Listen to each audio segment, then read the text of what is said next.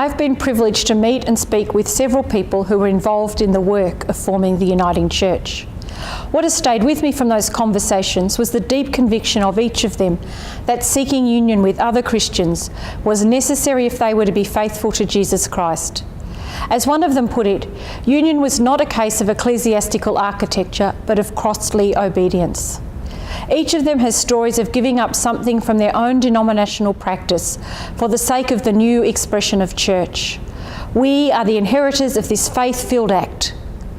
As we pause to celebrate this milestone, I want to invite us to think of this occasion not so much as a cause for celebration, but as a resting place to commit ourselves to being followers of Christ for the next 40 years. Each of the former moderators you will hear from is inviting us to picture what living faithfully from this legacy might look like. It is not so much an invitation to look back with nostalgia, but an invitation to look forward to where the wind of the Spirit might be calling us. The Uniting Church is 40 years old this year. It was in 1977 that I first stepped back into the church after many years away from it. It was the same year the Uniting Church was birthed. Stepped into Ashburton Uniting Church. And that was a big start for my family, where my brothers and my sister all also became part of the Uniting Church. The changes 40 years brings are immense, and thinking 40 years into the future while looking back 40 years. I've got 3 hopes for the future, and if that happens, I'll be a very happy man. The first one, I would like us to continue to be the identity of the church that we are. A church on a journey described by our basis of union. So I'd like us to take that seriously and Scripture seriously. I hope that we will have begun to let go of security and safety and survival as the drivers that propel us forward. Hopes for the Uniting Church in the next 40 years. There's a great line in an old hymn. I sing a song of the saints of old, or God, faithful, brave and true, which encapsulates my hopes for the Uniting Church, that over the next 40 years we continue to be faithful, that is, that we continue to ground our life in the gospel unashamedly and in our own particular version of it. My hopes are less focused on what the church itself might look like and more on what the people would be.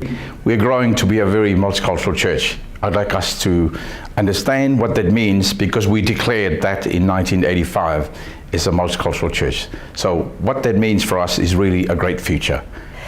And I think we need to be confident that the story of the gospel, what it is to live as a disciple of Jesus, and articulate what those ideas are and what truth means in the political arena, socially, in all ways, is still and so important. I hope that we have a renewed commitment to ecumenical and interfaith dialogue, where we constantly ask ourselves, why do this in isolation when we might do it better together? I love the basis of union, and I hope we stay true to the spirit of the basis.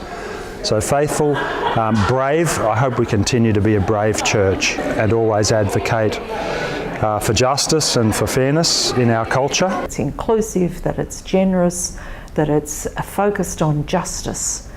I'd like us to have more connection with the community. I studied with Jim Dwyer something to do with ABCD, which is Assets-Based Community Development. I mainly wish that the Uniting Church remains very confident of who it is, why it gathers, why we gather as Christian communities around Jesus Christ. My hope is that the people of Australia will have begun to see a quality of life in us that is not so much preached about and talked about, but seen.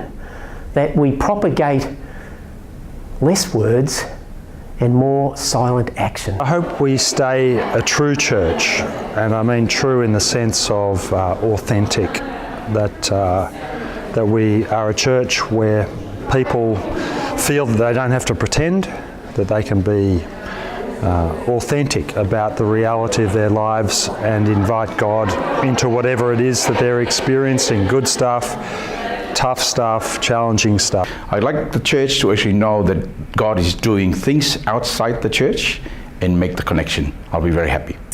Why we are active in our care for the whole of creation, that's the best thing that 40 years in the future for the Uniting Church could be. We are a young church. It's a church, the Uniting Church, very, very dear to me. And I hope that we are a church which grows vibrantly and authentically in the future. That's my hope, that we can continue to be a faithful church, a brave church, and a true church. Happy birthday, Uniting Church. As we mark 40 years of the Uniting Church, let us rejoice in how we have lived as faithful followers of Jesus Christ. Let us commit ourselves to following, walking and seeking the way of Christ in the world. Let us live with hope that Christ, who called the church into being, will be with us, equipping us for worship, witness and service for the next 40 years and beyond. May God continue to bless us with joy and hope for our ministry and mission. Thank you.